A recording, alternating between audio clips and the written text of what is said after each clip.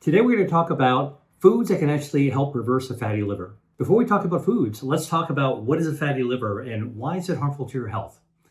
Your liver, which is located in the right upper quadrant, that's on the right side of your body, just under your rib cage, okay, is your body's cleansing and detoxifying organ. And it's actually connected to body fat in important ways, meaning that when you actually store fat normally, energy, fuel in your body fat, your liver actually detoxifies any other things that are running around, but it doesn't have to contend with the fat. However, when you actually have excess body fat and more fuel being stored into your body fat, this is metabolic dysfunction, overeating, putting too many calories in your body is one cause of this, then fat can leak out of the fat cells, okay, out of your fatty tissue into your blood, and then your liver has to spring into action in order to be able to actually try to clean out the blood, and it stores the fat in the liver itself, so the liver becomes fatty, okay? You know that story about foie gras? It is a kind of French dish where they actually stuff the goose with food until it actually, the liver becomes replaced by fat, and that's the fatty liver of a goose that's actually, or duck, that's actually the delicacy, all right? Well, that's not what you want to have happen in your body, and probably don't want to have it happen in ducks as well. Okay. So how does all this work? You're eating food, your food are calories, that's the energy in your body. You swallow the food, the calories get absorbed into your bloodstream.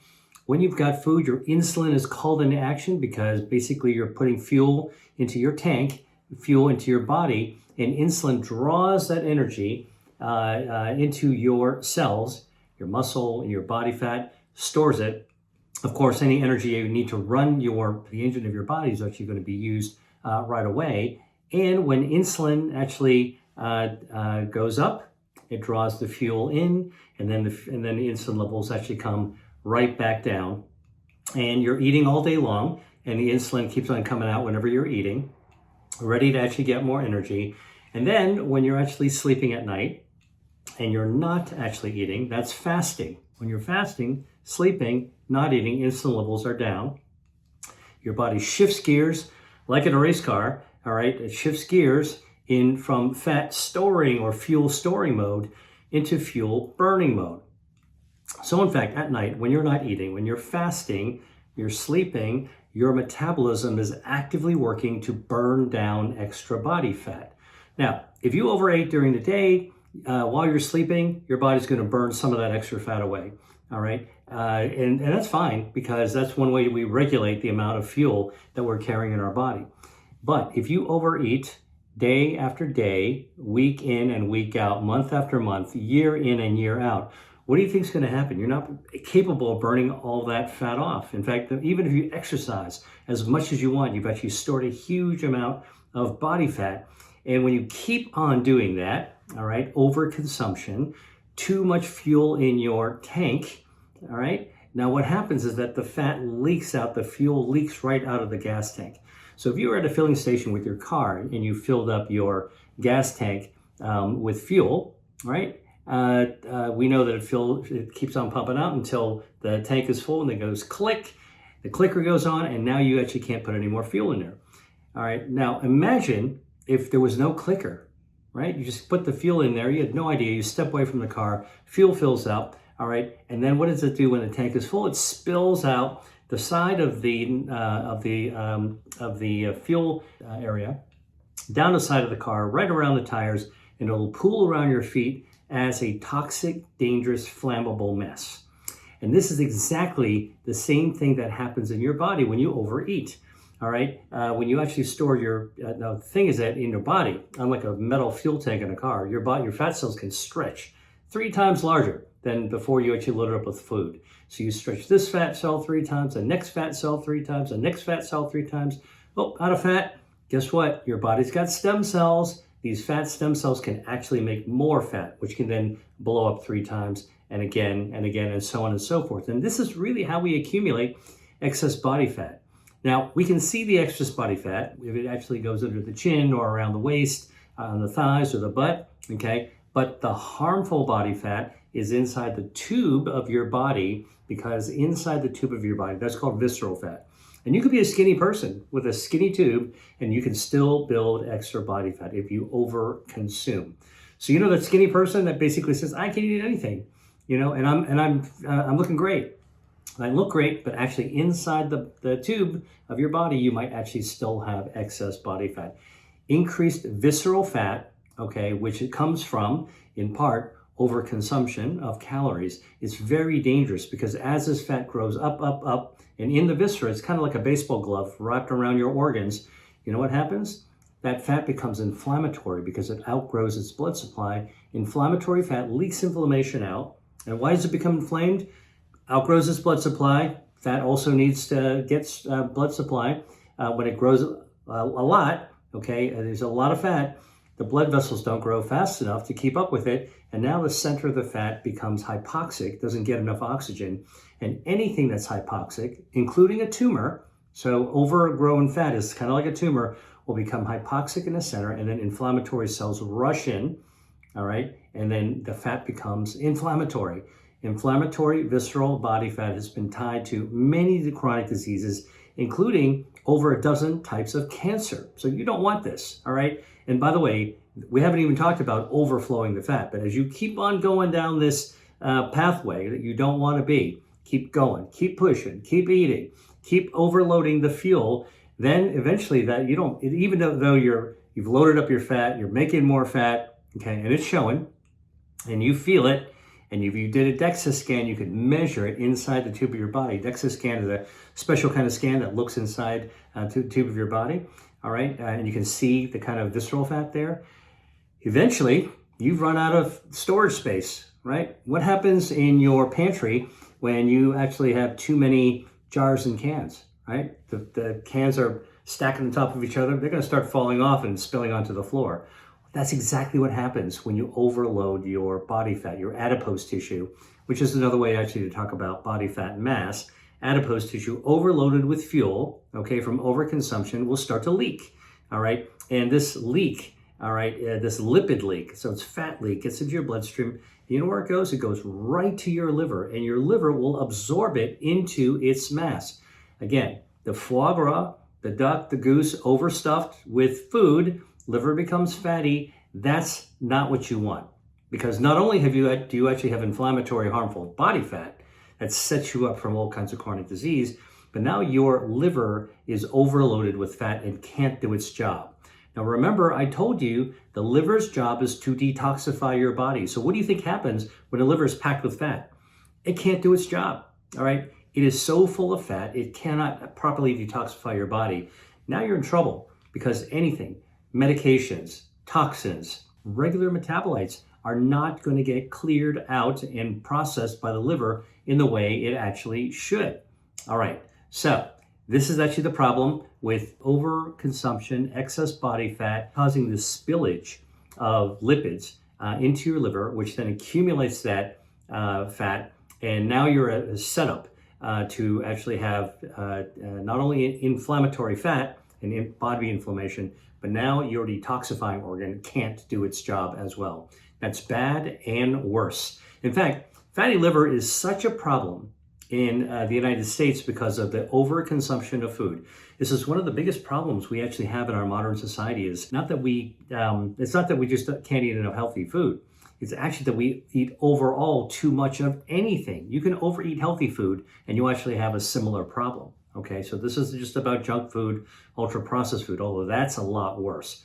Overconsumption of calories of any type can set you up for fatty liver disease. And in fact, fatty liver is now the #1 reason to have a liver transplant in the United States. It used to be hepatitis, it used to be alcoholic cirrhosis. These are other conditions that can affect the liver. Hepatitis is caused by a virus, a hepatitis virus that kind of infects and destroys the liver, causes scarring. Alcohol, you drink a lot of alcohol. Of course, the liver is trying to firing up like a factory as fast as it can to deal with over excess alcohol. Well, alcohol is a toxin. Eventually, you scar your liver down because the liver cells are killed off, and you get a scar that forms. Then you wind up actually to have a liver transplant. Look, liver transplant is an amazing procedure because it can be life-saving, but you pay a big price. First, you might not get a liver because there aren't enough livers to go around, liver donors. Second, if you get a liver transplant, listen, your new problems have just begun. Now you're going to have to be on a lifetime of immunosuppression drugs. You got to take medicine so your body doesn't reject the liver and lower your own immune system. You know what that sets you up for? That sets you up for infection. That sets you up for vulnerability to all kinds of diseases caused by bacteria and viruses inside and outside the body. And it sets you up for cancer. So you don't want to have a liver transplant unless absolutely necessary. Okay, and again, fatty liver, number one cause of transplant. So how do we actually get rid of fat? How do we get rid of this extra fat? So this is actually what's important. We can actually use our fat to fight our fat. Let me explain. Fat in the body comes in two different colors. We've got white fat, which is wiggly and jiggly. You can see that under the arms, under the chin. It's the muffin top. It's the fat in your thighs and your butt. That's the stuff that most people want to get rid of, okay? And it's also the fat inside the tube of our body, that visceral fat. Now, we need some fat to stay alive. Fat's a cushion. Fat actually is an organ that releases hormones. It helps us understand when our fuel tank is low or filled up, all right? Leptin, ghrelin, these are the hormones that affect your brain to signal that it's time to go to the gas station to fill up the tank, right? So you're driving in the car, all right? You look at the needle in a fuel gauge and it's low. Now you're thinking, I got to pull over to the filling station. Where's the next gas station? Our body does the same thing, all right? When our body fat actually helps us sense the same thing. You fill up the tank, all right, when you sit down to eat something, right? And then your fat signals when you've actually filled up the tank, it releases leptin, which is called the satiety hormone. It tells you that you're full, all right? And then when you're full, the gas tank is full. Now what do? You stop eating because you're not hungry anymore, and then you drive off. You leave the dinner table and you go about your way. So literally, our body is like a car. You pull over to the filling station to fill up, and you really only think about filling it up when the gauge is low. So our fat, normal tissue, healthy fatty tissue, actually has this function. It actually releases the hormones that actually help us signal when the fuel gauge is high or low, and many other hormones as well. By the way, one of the other hormones is called adiponectin. I bet you haven't heard of adiponectin, but it is the hormone that has the highest level in your body, bar none. All right. So if I ask you to draw a vial of your blood, and as a doctor, I sent it away for measurement of all the hormones, I'd get your adiponectin, but it would be the first one that comes up in terms of the high level. You know how much higher your adiponectin levels are compared to other hormones, every other hormone? 1,000 times higher. So what does adiponectin do? Made by body fat, healthy body fat, adiponectin actually helps insulin work better to draw that fuel into your muscles and into your fat cells. All right? So it's an energy storing hormone. So we need some of the fat. That's really my point. I'm actually telling you. A little bit of fat is good. And you need the fat as a fuel tank to be able to store that energy. So all fat is good until you have too much of it. And then until you overeat. And then now you're actually making too much of it. And now you keep on going. And now it'll leak. That is actually the problem. All right. When you actually have lipids leaking out of your body fat, it accumulates in your liver. Like that foie gras I told you. And foie gras is not a politically correct thing to eat anymore. Not supposed to eat it, although I have to say some people love the taste of it. So, okay, now how do you know you've got a fatty liver? Well, first of all, your liver detoxifies. So when you can't detoxify and starts to fail, guess what? Bile and other metabolites in your body build up and your skin starts to look orange, all right? Yellow, orange, and the whites of your eyes are the ones, the easiest place to tell. All right. So when your mucous membranes are yellow or orange and the whites of your eye are orange, that's a sign that your liver is not doing well. That's one of the signs of a fatty liver. Another sign that's more vague is fatigue. Man, when you're not detoxifying, your liver's not doing its job, you just feel wiped out. Medically, we call that malaise, fatigue. Fatigue is a sensation you report. Malaise is kind of a behavior, like you just feel like crummy, crappy, don't have any energy at all. And then when your liver's not functioning well, remember I told you the liver is located on the right side of your body, just under your rib cage, right here. All right, it's a big organ. You get pain in that area. Pain in a right upper quadrant is a telltale sign that there's something going on in your liver. Eventually, that liver will develop cirrhosis, which is scarring, because when the liver cells start to die, they're replaced by scar tissue. Okay, now that's it. You've actually knocked out the machinery you need for detoxification. Scarring liver, damaged liver, sometimes can't be recovered. Even though the liver can actually normally regenerate itself really well, when you get too much scar, that's it. Game over, and now you need a transplant. So you don't want to actually have this spillage of fat from overconsumption, getting into your bloodstream, getting stored in your liver, loading up your liver with fat, compromising liver function, then causing damage, liver cell death, and scarring. That's a really big problem. Now, if you develop cirrhosis, which is another sign of liver failure, which can occur with fatty liver, what are some of the other signs and symptoms? All right, this is where, as a medical doctor, I can tell you the things that we see in the clinic when patients actually have problems with their liver. Besides skin color, besides discomfort in the right upper quadrant, as we call it, RUQ, you can have itchy skin, all right? Toxins floating around your bloodstream make your skin itchy. Liver also takes a huge amount of blood from the vein, the portal vein, and uses that to purify it, okay? To purify your blood. When your liver's blocked up and it's not working properly, the fluid backs up, all right? It's like you've actually plugged the drain in your sink in your bathroom, and you've got the spigot running. What's going to happen? The water's going to actually back up. And this is exactly what happens when your liver's clogged, not functioning properly. Fluid that would normally be cleansed, detoxified, backs up.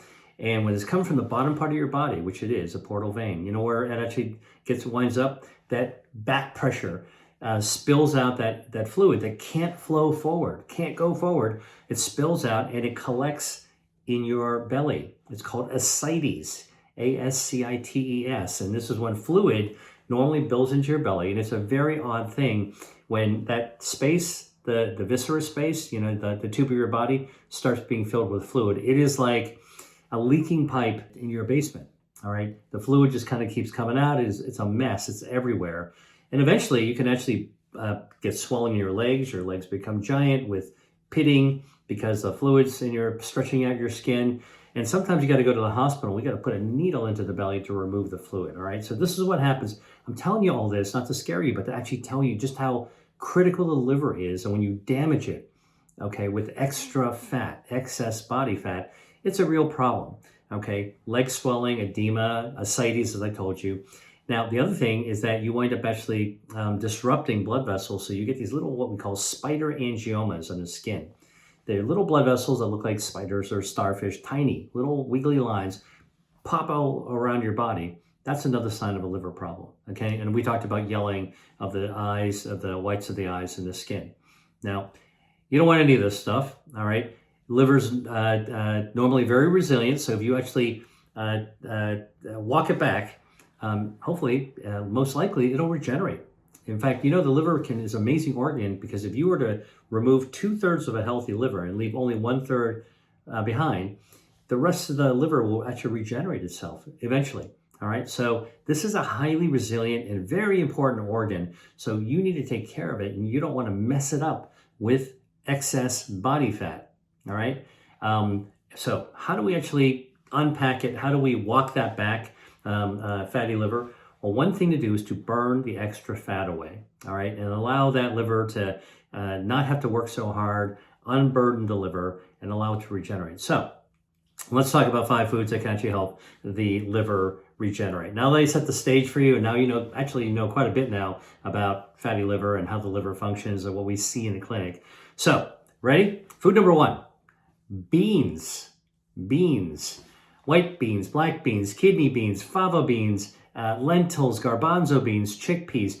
These beans, also called legumes, are useful for fighting excess body fat. They've got really good dietary fiber. They feed your gut microbiome. And when your gut microbiome, healthy bacteria, are well fed, they actually ramp up your body's fat burning activity. All right.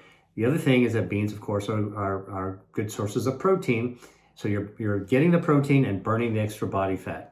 Okay, a study, in fact, have shown this in the clinic at the University of Toronto. The researchers actually recruited adults who were overweight, all right, 35 to 55 were their age, all right, so adult to midlife, and they gave them 5 cups of canned white beans. So the stuff you get in a grocery store in the middle aisle. Nothing fancy, nothing done to them. 5 cans every week to eat. So think about it: Monday, Tuesday, Wednesday, Thursday, Friday, take off the weekend as an example. And they did this for a month, all right? And they measured, they did body measurements at the beginning, after 1 week, and after 4 weeks, all right? And after 1 month of bean eating, that's 20 cups of beans. 5 times a week, all right, get the weekend off. That after 1 month, the bean eaters had a 1-inch reduction in their waist circumference. Let me explain that to you. Remember the tube of the body we're talking about? Visceral fat's here, right? So when you got lots of visceral fat, you're stretching out the tube, all right? And when you burn away visceral fat, what happens? The tube shrinks back to a smaller size.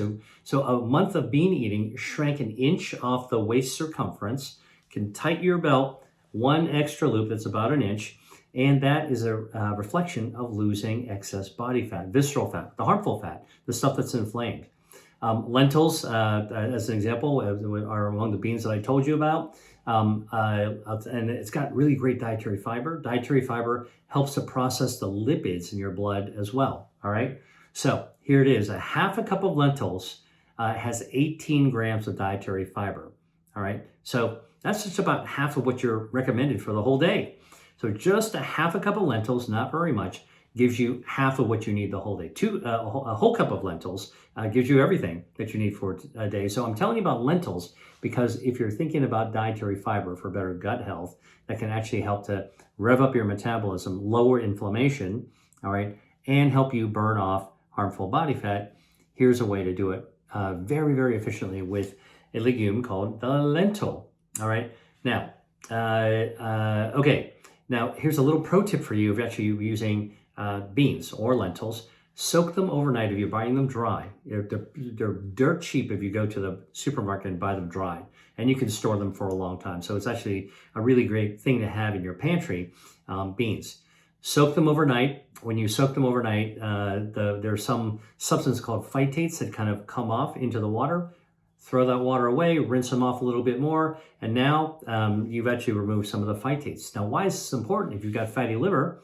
Is because phytate is a toxin that your body would normally metabolize. You don't get very much of it. It's totally fine for a normal person, but if you're actually facing fatty liver disease and you've got kind of cirrhosis and all the problems of a liver that's not working well or even a liver that's failing, you want to try to get rid of those phytates. So soak them overnight. And by the way, the other little tip of soaking overnight that you'll actually fart less. You'll actually make less gas. By the way, the other benefit of beans is that beans cause satiety. The nature of the bean, the dietary fiber, when you actually eat it, actually in your stomach will make you feel full. All right, guess what? That means that you're not going to be as likely to overeat if you're having a meal with beans. And because that satiety lasts for a long time, you are less likely to overeat on your next meal as well. All right, remember this whole issue of fatty liver. One of the primary causes is overconsumption of food, overconsumption of calories. So eating beans actually helps you burn away some of the bad fat, helps your gut get healthier, lowers inflammation, and is a way of actually keeping you from actually overeating calories all by itself. Now, if you're going to cook beans, all right, there's a lot of tasty ways to cook beans. I know that some recipes have you throw lard or bacon into beans. I would highly recommend that you use a healthy oil like extra virgin olive oil into beans. This is a Mediterranean recipe. You know, you can throw a little bit of tomato in there, some herbs, make a nice bean dish. Go to Google, look up beans, extra virgin olive oil, Mediterranean recipe. Watch a video and see how somebody can make an absolutely delicious bean dish that can help you fight extra body fat and unpack that liver so it can actually repair itself. Very important. All right, food number 2, extra virgin olive oil. Just talked about extra virgin olive oil and it's back. Now, remember, all oils are fats, all right? But we use fats for cooking. And some people say, well, let's not use any oils. That's not reasonable. All right. If you want to really enjoy your food, having a little bit of oil is absolutely important. Extra virgin olive oil is my choice, and it's recognized as a healthy choice. There's some people out there that are, talking dirt about extra virgin olive oil, saying it's not healthy for you. Complete bunk. All right, complete bunk. I'm a doctor, I'm a scientist. I can tell you the evidence, the clinical evidence, where it matters, shows that extra virgin olive oil is actually healthy. Okay, so oil is fine. Extra virgin olive oil is a preferred oil actually for cooking food. And it's a healthy oil because it's got bioactives, natural chemicals that activate your body's health defenses and activate your metabolism. One of those bioactives is called hydroxytyrosol. And guess what it does?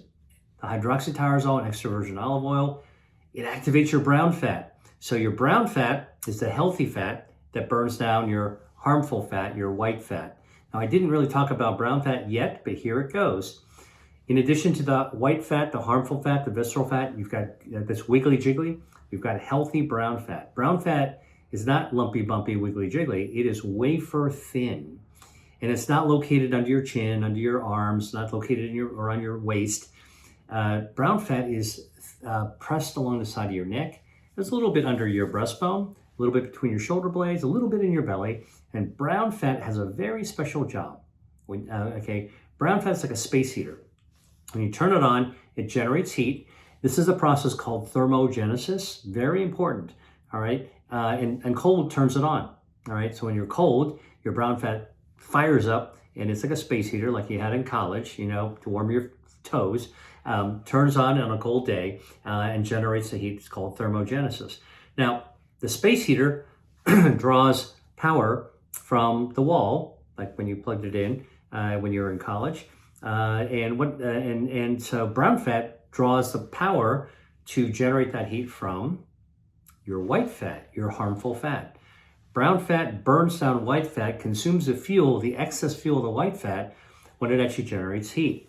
And this, by the way, is what fat does in cold. So if you're actually talking about a cold plunge, that's what it does. This is why it's metabolically healthy. It turns on your brown fat, but so does cold temperatures. And in fact, the purpose of brown fat seems to have emerged in animals during hibernation, right? So what happens with hibernation? The woodchuck or the fat animal is eating all fall, stuffing its cheeks, getting nice and pudgy, right? So like a round ball, fatty ball, and then it burrows into its hole. It's not going to be eating for a long time, and it's cold. The cold turns on the brown fat.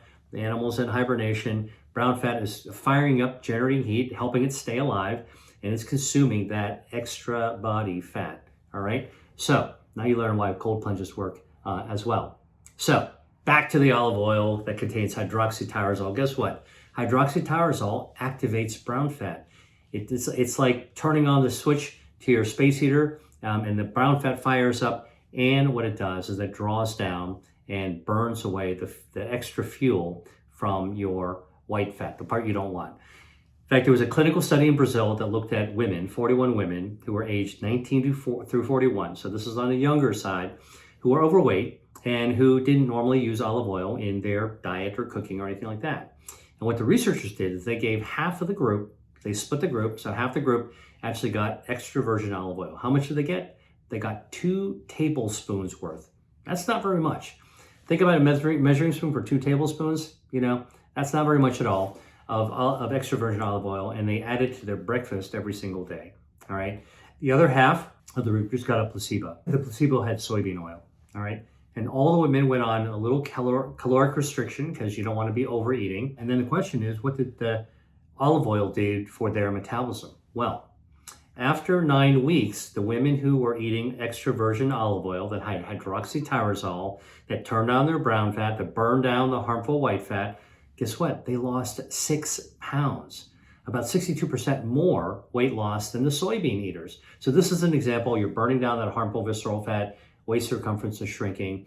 And by the way, of that 6 pounds, how much of it was from body fat? 5.3 pounds of that 6 pounds. Most of it was the body fat that you want to get rid of. That's stuff that could be inflammatory, all right? By the way, another benefit of extra virgin olive oil, a lot of people don't know about, is extra virgin olive oil, EVOO. These women in this study also had lower blood pressure by about 5 points. Now, you know what a challenge it can be to actually keep blood pressure normal. And that's why a lot of people take blood pressure medicines when they have high blood pressure. Well, for every 5 points you lower your blood pressure, you reduce the risk of heart disease and stroke by 20 to 30%. This is extra virgin olive oil. It's a fat. Don't use too much of it, all right? 2 tablespoons, 2 to 3 tablespoons is probably the magic number that you want to actually have. You know how they have the magic number for sleep? How much? 7 to 9 hours. Magic number for olive oil, for health, extra virgin olive oil, 2 to 3 tablespoons. So by the way, here's a little pro tip about extra virgin olive oil if you'd like it. Okay, you want to get the extra virgin olive oil that has the highest polyphenol content. So I'll tell you, because I've done the heavy lifting for you already, there are 3 types of olives that are very high in polyphenols. In Spain, it's called the Picual olive, Picual. In Greece, it's called the Koroneiki olive, Koroneiki, Koroneiki olive. In Italy, there's an olive called Moriolo, Moriolo. It's from Umbria. Now, these are the olives with the highest amount of polyphenol. So when you actually get olive oil from Spain made with Picual olives, and only Picual olives, this is called monovarietal. Next time you go to the store, look for monovarietal Spanish olive oil made with Picual olives. It should all be on the label, okay? Then you'll actually get the highest polyphenol olive oil. You go to look for a Greek olive oil. Go to look for Greek olive oil, make sure it's monovarietal, made with only one variety, and look for that magic word, Koroneiki, all right? And you're gonna get the highest polyphenols.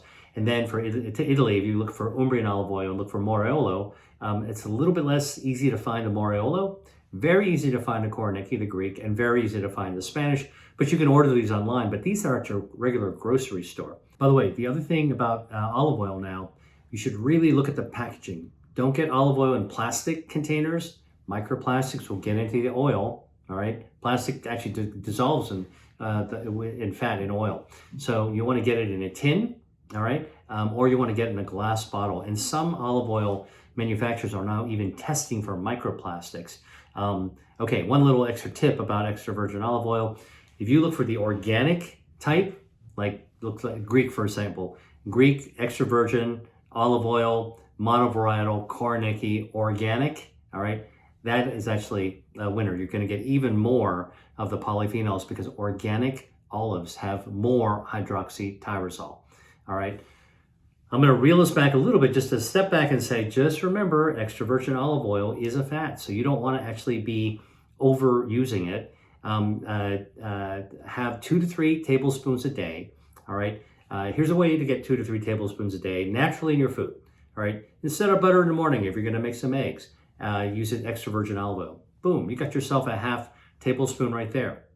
For lunch, if you have a thing of sourdough bread, use it as a dip. Now you got another half tablespoon. If you're cooking or eating something like chicken or fish at night, you can drizzle a little extra virgin olive oil. Now you're actually on your way to finishing off your 2 to 3 tablespoons, all right? You wanna make a salad dressing? Make it with extra virgin olive oil, whip it up with some balsamic vinegar, or, I like to cook, so I'll tell you about this, or you can actually take the extra virgin olive oil, mash up a sardine in it, squeeze some lemon on there, whip it up together, add a little bit of Dijon mustard, boom. You have yourself an amazing Dijon vinaigrette with extra virgin olive oil, and you'll actually get the rest of your extra virgin olive oil. This is the best way to get your 2 to 3 tablespoons. I encourage people don't just load up a measuring spoon and chuck it down your throat like the clinical trial. That was the research. Live your life, enjoy your food, use extra virgin olive oil to get that flavor, all right? And by the way, if you add a little extra virgin olive oil to a roasted or grilled fish or chicken, you're actually adding a lot of nice flavor and moisture back to it at the very end.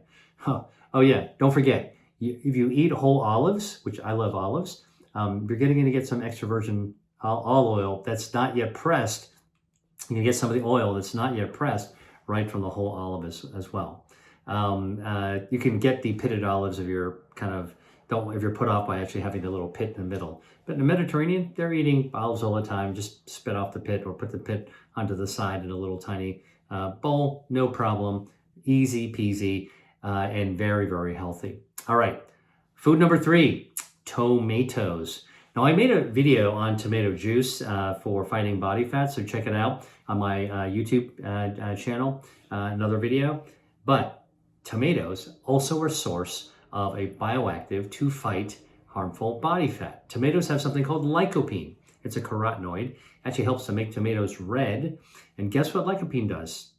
You got it. It turns on brown fat, fires it up like a space heater, activates thermogenesis. And remember what we said brown fat does? When you light it up, fires up, generates heat, and it draws that energy from your harmful visceral body fat in the tube.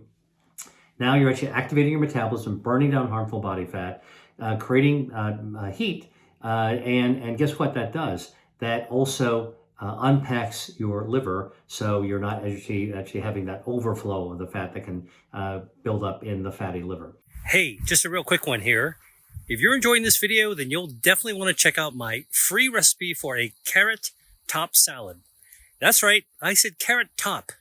In the video, you've already learned that carrots are a great source of carotenoids and dietary fiber. So now I want to show you how to enjoy this delicious vegetable from root through stem. And guess what? It only takes 15 minutes to make it. Get the full recipe. It's completely free right now in the caption below. Now, back to the video. Now, there's some other benefits with lycopene in tomatoes. Lycopene is also anti-inflammatory. So you know what that benefit is? You got an inflamed liver, you got inflammatory fat. Now you're eating a tomato, you're also lowering down that inflammation, which actually sets you up for so many diseases. So eating tomatoes like this is actually really, really healthy for you by lowering inflammation all by itself, even if you don't have a fatty liver, but especially if you have a fatty liver. Now, you can eat tomatoes sliced onto salad raw. It's a great source of vitamins. It's got good liquid in it. It's got lycopene, but if you want the highest levels of lycopene and the most absorbed into your body, the best way to have tomato is to cook it into a tomato sauce. All right. Now, let me explain this to you. Lycopene found in nature. So if you pick a tomato off a vine and you eat it like an apple, you'll get some lycopene for sure. But the lycopene is in a form that your body, kind of absorbs pretty well, but not great. If you heat the lycopene up, the heat will gently change the chemical structure of the lycopene into a form your body loves. And this is why simmered tomato sauce, the way that Nonna made it, for pasta, is a great way to actually convert that lycopene. I'm sure the Mediterranean, they didn't know this, hundreds of years ago when they first started to invent cooked tomatoes for tomato sauce. But this is modern research, modern chemistry teaches us that heating it actually changes it into the lycopene in a form our body loves to absorb. You want to make even better absorption? Guess what? What should you actually cook the tomatoes down a little bit with? Now, lycopene is fat soluble, all right? So it loves it to dissolve in anything fat and gets absorbed better into your body that way. So why don't you saute and cook down your tomatoes in, get ready for it, extra virgin olive oil. That's right. The thing we just talked about before, add the tomato to it, cook it down, and now the lycopene has changed its structure, so it'll be avidly absorbed. Now it's in olive oil, and now your body's really going to absorb it. And by the way, the sauce is even going to taste better. All right. So just like I was talking about with extra virgin olive oil, there are tomatoes that actually have higher levels of lycopene. So what are they? Number one, the San Marzano tomato, growing on the slopes of Vesuvius in Italy. They're kind of a plum tomato. They're really sweet. They're growing in a volcanic soil. They're very special. You can actually get them outside of Italy because they're grown by farmers. You just have to look for the label. I always go to the grocery store and I'm looking around for San Marzano. If I don't find any, I actually ask the produce manager if they have any. You can go to a garden center. You can actually buy the plant and plant them yourself in your yard. And then you have your own San Marzano tomatoes. Amazing. High levels of lycopene. Or the other good news is you can get San Marzano tomatoes in a can. All right, this is canned from Italy. Also has lycopene in it, a really good lycopene. And the canning process doesn't make it, it doesn't damage it in any way. Or, and here's another way that I love to get my lycopene from a tomato, you can actually get double or even triple concentrated tomato paste. You've seen it in the middle aisle. It's a paste. It might come in a yellow tube, is the one that I usually use in my kitchen. Man, you squirt some of that stuff into a pan, a little bit of extra virgin olive oil, a little bit of chopped garlic. You can saute anything, broccoli, any vegetable, any seafood, a piece of chicken. Man, it actually lights it up, or even the pasta. Makes it really, really tasty, and now you get the lycopene as well. So San Marzano tomatoes, cherry tomatoes, the little tiny little lycopene bombs, they're also rich in lycopene. Black tomatoes, you know, we didn't used to see these, but they're kind of like purplish, darkish black tomatoes. They have a lot of lycopene. And then something called tangerine tomatoes. They come with the lycopene in a chemical form that your body's already going to love to absorb. So you don't even need to cook it if you can find a tangerine tomato. All right. Look, make some notes on these. You can put it on your phone, bring it to you in the store, whip it up next time you're in, if you're in the summer or at a farmer's market, and talk to people. They'll tell you what kind of tomatoes they actually have. All right. So let's talk about the fat lowering effects of tomato. All right. How do we know that it works? Got to look at the data. And here's the data. All right. There was a study at the University of Porto in Portugal that were looking at young women aged 18 to 25 years old. All right. And they were normal body size. And young healthy women, and they gave them just one ripe tomato to eat before lunch for 30 days, for a month. All right, that's all they got. They could work out the way they were working out. They could eat everything else they were normally eating. No special caloric restriction, no exercise program. They didn't even get health coaching, all right? And then they added the tomato to whatever else they were going to eat, right? So this is not a swap out for lunch. This is adding a tomato to the lunch, before the lunch. Now, what the researchers found is that eating a pre-lunch tomato led to a 2.4 pound weight loss after a month, and most of this came from body fat. 2.4 pounds of weight loss. Now, you might say, you know, a couple of pounds, not a big deal.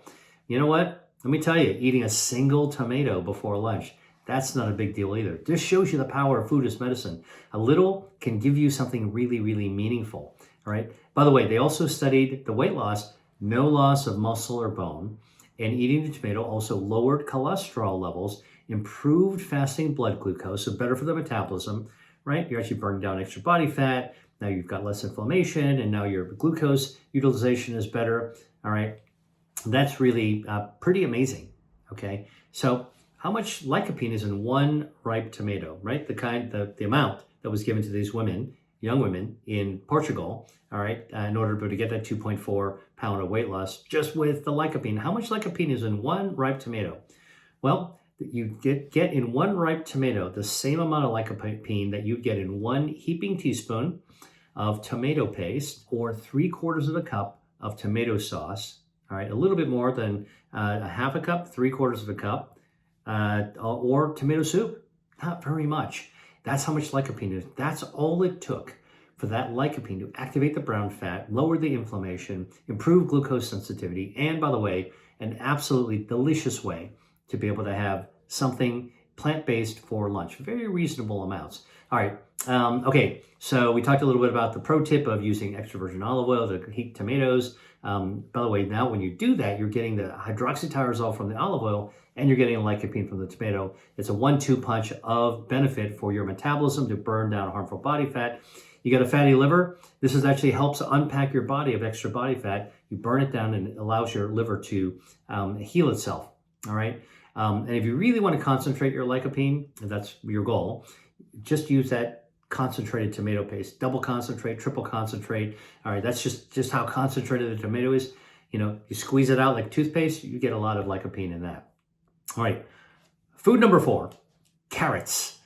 Carrots, like tomatoes, are a source of carotenoids. Carrots also have a lot of dietary fiber, right? Bugs Bunny, the rabbit food, got a lot of dietary fiber. In fact, 1 cup of grated carrots has about 4 grams of dietary fiber, and this is actually really healthy. So that's why when you shave carrots into a salad, for example, it's really great. But you can also roast carrots, delicious as well. And if you're going to roast other meats with it, like chicken or whatever, add some carrots in the bottom in the roaster, and now you actually, mix the carrots with the drippings, so the heat will actually cook it all together. Absolutely a great way to actually cook with carrots and get the benefit of the carotenoid in the carrot and the dietary fiber in the carrot as well. Now, what do those carotenoids do? Turn on brown fat. They up your metabolism. They lower inflammation. They improve glucose sensitivity.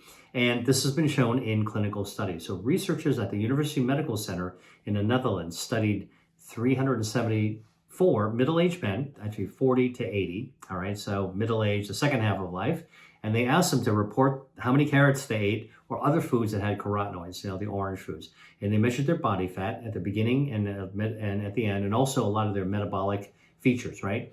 So here's what they found.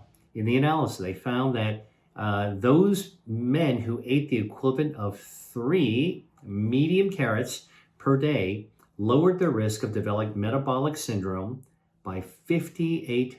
Let me repeat that. An analysis by the University of the Netherlands actually found that those men who ate the equivalent of 3 medium carrots a day to get the carotenoids and get the dietary fiber lowered the risk of developing metabolic syndrome, prediabetes, by 58%. All right. By the way, the same consumption of carrots reduces waist circumference by 1.6 inches. All right, 1.6 inches. That's a belt loop and a half, and a little bit more. And that's less visceral fat in the tube of the body, right? Now, a lot of people don't know that carrots didn't start out as orange. They actually started out as purple. And if you actually ever go to a farmer's market or sometimes in the grocery store, you'll see these, what they call them, heirloom carrots that are purple on the outside. Break it open and you'll see they're yellow on the inside, purple on the outside. Carrots were a root vegetable that originated in Southwest Asia. Purple on the outside, yellow on the inside. By the way, the purple on the outside also beneficial because it has anthocyanins. That's a natural bioactive that gives the purple carrot its purple color. Anthocyanins is what makes blueberries blue, right? It's got that kind of that tone. It's like a natural food dye. And by the way, the anthocyanins are also fat fighting. So orange carrots, purple carrots, you choose your favorite color.